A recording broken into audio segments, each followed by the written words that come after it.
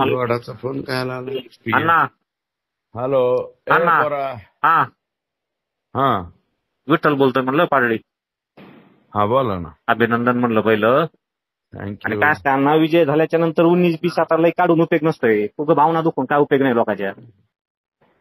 एवढा मोठा विजय झालाय म्हणलं दणदणीत, कशाला 19-20 काढत बसता काय पण. कोणतं 19-20 काय आमच्या विरोधात काढायचा प्रयत्न केला, बोलायचं नाही का? अहो पण ताईंनी स्पष्ट सांगितलंय ना अण्णा, एवढं काय सगळे आता. सांगितलंय तुम्हाला माहितीये का काय? मग तुम्ही 8 दिवस आधी तरी बोलायचं ना. हे मला 8 दिवस काय अगोदर बी बोललो असतो ना. मग बोलायचं ना, एवढी हिंमत होती तुमची त्यांनी तर. मतदानाच्या आदल्या दिवशी माझ्या विरोधात काम केलं ना. अहो कुठं काम केलं उगं, तुम्ही निवडून आला तुम्हाला वाटतं लीड आली गप्रे, तू नीट बोल. काय. मग एवढी हिंमत होती तर बोलायला पाहिजे होतं तुम्ही अण्णा. तुझी हिंमत आहे तर ये ना तू इकडं. कुठं येतोस? मग सांगा कुठे येऊ. तू अरे तर ये ना आष्टीला. आष्टील येत होता तुम्ही, कुठं येत होती पाहिजे तिथं. अरे ये. हे काय पुंचीराव निवडून आल्यावर तुम्ही लागले शानपणा करायला.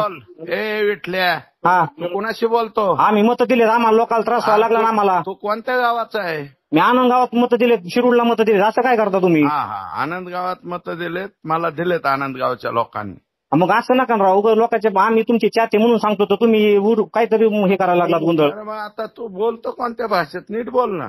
मग चांगलं अण्णा, तुम्हाला नीटच बोलतोय. त्या दिवशी त्यांनी काम केलंय म्हणून मी बोललो. मग पुरावे द्या ना, तुम्ही काम केलंय तर आम्ही मान्य करू. चल ताईने काम केलंय आणि चला तुम्ही बोला केली. सगळे पुरावे आहेत. द्या पुरावे जाहीर करा, म्हणजे आमच्यात आम्हाला तरी वाटतं का ताईने. तालुक्यातच विचार पुरावे काय आहेत.